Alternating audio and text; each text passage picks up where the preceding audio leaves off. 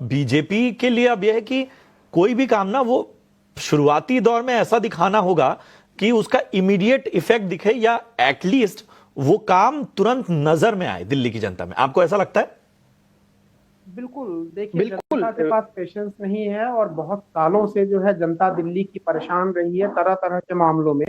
आपने अपने प्रारंभिक उद्बोधन में बोला था और सब लोग जो बोल रहे हैं ये सही भी है कि दिल्ली के सामने चुनौतियों का, समस्याओं का जो है एक बहुत बड़ा ऊंचा पहाड़ है, चाहे वो कूड़े का पहाड़ हो चाहे जो भी हो। लेकिन मैं बोलना चाहता हूं ना कि मनोबल, हिम्मत और धैर्य, इससे ऊंचा कोई पहाड़ नहीं होता है। इसके सामने सब झुक जाते हैं। इसका उदाहरण ये है कि 26 साल के बाद अगर इन्होंने दिल्ली पे विजय पाई तो ये इनके मनोबल और स्किल सेट का एग्जाम्पल है। एक सबसे महत्वपूर्ण सवाल जो हम लोगों को पूछना चाहिए कि अब आगे से दिल्ली में क्या क्या नहीं होगा। क्या क्या होगा ये तो सब जानते हैं, घोषणा पत्र में, मीडिया उडिया, क्या क्या नहीं होगा। अब जो है शाहीन बाग नहीं होगा, प्लीज मार्क माई वर्ड। अब किसान आंदोलन नहीं होगा, न इस बॉर्डर पे, यूपी बॉर्डर पे, न हरियाणा वाले बॉर्डर की तरफ जो दिल्ली से पंजाब की तरफ जाता है। सतपाल मलिक भी ठंडे बैठ गए हैं, टिकैत साहब गायब हो गए, शायद बैलों की जोड़ी लेकर के खेत में हल चला रहे होंगे। उनको जरा टैग कर दीजिएगा, पूछिएगा मिश्रा जी पूछ रहे हैं कि आप अपने खेतों में बैलों के साथ हल चला रहे हो, असली किसान बने कि नहीं बने। सवाल जो तरह तरह के लोग उठा रहे हैं, जी कैसे होगा, यमुना कैसे साफ होगी। देखिए, एक्शन प्लान दिखने लगा, अभी सरकार बनी भी नहीं थी कि जो प्राइमरी लेवल की सफाई होती है, झाड़ झंखाड़ को, वीड्स को हटाना, मशीनें शुरू हो गई हैं।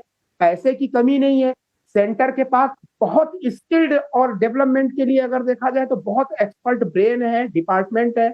नितिन गडकरी साहब हैं, उन्होंने बहुत पहले बोला था कि दिल्ली को मैं सिग्नल फ्री कर दूंगा, ट्रैफिक जाम की समस्या ऐसे खत्म होगी, प्रदूषण की ऐसे खत्म होगी। अवैध रोहिंग्या जो बसे हुए हैं, ये सबसे बड़ा प्रॉब्लम है। उसके पीछे कारण है कि दिल्ली में इस वक्त जितने भी लीडर आए हैं ये मंत्रिमंडल में रेखा गुप्ता के साथ एक खास आइडियोलॉजी के और अपने विचारों पे दृढ़ है, वो डगमगाने वाले नहीं है। चाहे कपिल मिश्रा हो गए, चाहे जो, दिल्ली में अब अमानत उल्ला खां भी नहीं पैदा होंगे और दंगे भी नहीं होंगे। और जितनी बुराइयां पहले हुई हैं, जो गंदगी फैली है दंगे पंगे इन सब में, उन सब का सफाया होगा। इसका भी उदाहरण देख लीजिए, रिजल्ट आया और अमानतुल्लाह के घर पे पुलिस घुसी और वो बहादुर जो शेर बनता था, चूहे की तरह जान बचा के भागा, जो है कोर्ट में कहां गायब रहा पता ही नहीं चला।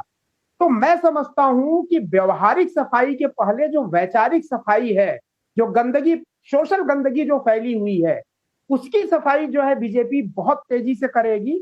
और आपकी ये बात इनके आ गई, लीडर आपकी बात आ गई। अनुज जी, मैं